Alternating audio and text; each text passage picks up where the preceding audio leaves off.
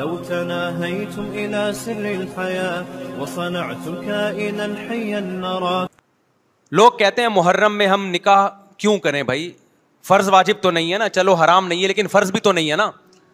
لوگ یہ بھی کہتے ہیں, دیکھو جب قرآن نے کسی چیز کو حلال قرار دیا ہو نا تو قرآن اس کو پسند نہیں کرتا کہ آپ عملاً اس کو حرام کر دو. دیکھو مشرکین مکہ کیا کرتے تھے, بتوں کے نام پہ جانور چھوڑتے تھے, پھر ان کا گوشت نہیں کھاتے تھے. اللہ نے فرمایا کہ تم نے ایک خدا کی حلال کردہ چیز کو کیسے حرام کر دیا تم نے. نبی صلی اللہ علیہ وسلم نے قسم اٹھائی میں شہد نہیں کھاؤں گا, آپ نے فرمایا لما تحرم ما احل اللہ لک, اے نبی جو چیز اللہ نے آپ کے لیے حلال کر دی آپ کیسے اپنے اوپر حرام کر رہے ہیں. اس سے پتہ چلتا ہے کہ اگر آپ محرم میں نکاح کرنا چاہتے ہیں لیکن آپ یہ سوچ کے ڈیلے کر دیتے ہیں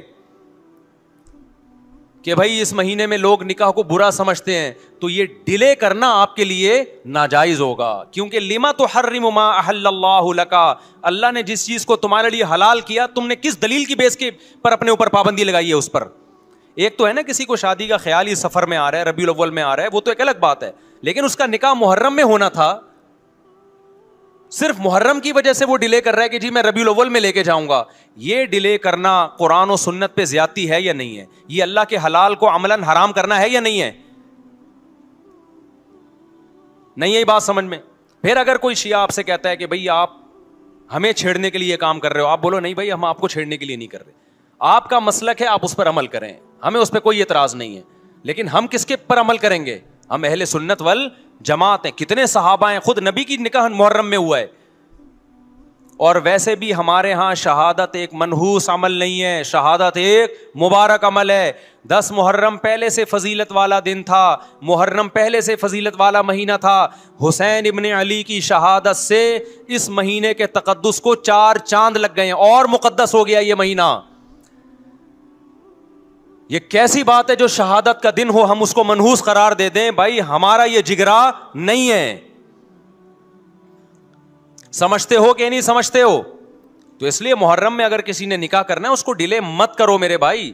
لوگ کہتے ہیں فرض تو نہیں ہے نا, آپ اگر اس کے نحوست منحوس ہونے کی وجہ سے ڈیلے کر رہے ہو تو پھر آپ پہ فرض ہوگا کرنا. کیوں؟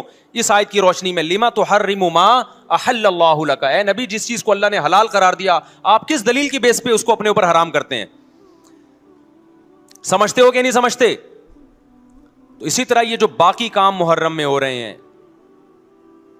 مرثیے سن رہے ہیں لوگ, نوحے سن رہے ہیں, رکشے والوں نے بھی لگائے ہوئے ہیں, تو بھائی شیعہ حضرات کا مسئلہ کہ ان کو کرنے دو, آپ یہ عمل مت کرو. اگر آپ سنی ہو تو پھر اہل سنت والجماعت کے ہاں میتوں پہ رونے کے مرثیے یہ جائز نہیں ہے, کیونکہ اس سے غم بڑھتا ہے. ہمارے نبی نے جعفر طیار رضی اللہ عنہ کی زوجہ کو, جن کا حقیقی غم تھا اس وقت, ان کو نہیں رونے دیا, تو ہمیں کیسے آپ صلی اللہ علیہ وسلم چیخو پکار کی اجازت دیں گے؟ اسی طرح محرم میں سبیلیں لگانا, اس کی بھی کوئی دلیل نہیں ہے. سیدنا حسین ابن علی وہ تو پیاس ظلم سے شہید ہوئے. وہ ایک طرف آپ کہتے ہیں وہ پیاسے تھے, ان کو پانی نہیں ملا, دوسری طرف آپ اس دن میں لوگوں کو پانی پلا رہے ہیں, تو اس کی لاجک بھی نہیں بنتی کوئی.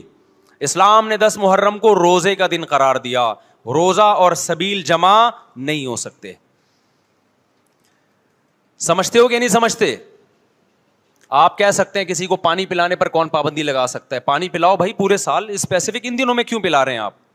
تو جو شیعہ حضرات ہیں ان کا مسلک ہے, ان کو کرنے دیں. میں بار بار اس لیے کہہ رہا ہوں ایسا نہ ہو چھیڑ چھاڑ شروع کر دے جا کے. پہلے ہی ملک میں لڑائیاں بہت ہو رہی ہیں, دوبارہ ایک نئی جا کے پتہ یہاں بھی سبیل لگی ہوئی ہے, جا کے ان کو چھیڑنا شروع کر دو. سبیل کیوں لگا؟ چھیڑنے کی اجازت نہیں ہے کسی کو. آپ نہ لگائیں نہ پئیں, بولے بھائی ہمارے لیے محرم ایسا ہے جیسے دوسرے مہینے ہوتے ہیں. 4 مہینے محترم ہے, محرم, رجب, ذی قعدہ, ذی الحجہ. تو جتنا ذی قعدہ ذی الحجہ ہے اتنا ہی محرم اور رجب ہے. تو جیسے ان مہینوں میں نارمل رہتے ہو ان میں بھی ہم نے ایسے ہی رہنا ہے. سمجھتے ہو کہ نہیں سمجھتے ہو؟ اور حلیم کی دیگیں مت پکاؤ محرم کی راتوں میں. حلیم کھا سکتے ہو جب چاہو, اس خاص ان دنوں میں. اور ویسے بھی جو لوگ پوری رات حلیم کے دیگڑے میں گھوٹے لگاتے ہیں صبح روزہ نہیں رکھتے. وہ کیا خیال ہے جب آپ پوری رات دیگڑے میں گھومتے رہو گے؟ دیکھا نہیں ہے پوری رات دیکھ کے اندر گھومتے رہتے ہیں, جیسے موت کے کنویں میں نہیں بائک چلاتا بندہ, تو صبح روزہ رکھے گا ایسا آدمی؟ تو یہ ساری چیزیں آپ کو اس کام سے روکتی ہیں جو سنت سے ثابت. تو اللہ تعالیٰ ہمیں محرم میں وہ کچھ کرنے کی توفیق عطا فرمائے جس کی ہمیں اللہ، اس کے رسول اور صحابہ نے پرمیشن دی ہے، اور ان تمام باتوں سے اللہ ہمیں بچنے کی توفیق عطا فرمائے جس سے اللہ، اس کے رسول اور صحابہ نے ہمیں بچنے کا حکم دیا ہے. اللہ تعالیٰ سمجھنے کی، عمل کی توفیق عطا فرمائے. وما علینا الا البلاغ. ہوا و حرص والا دل بدل دے، میرا غفلت میں ڈوبا دل بدل دے.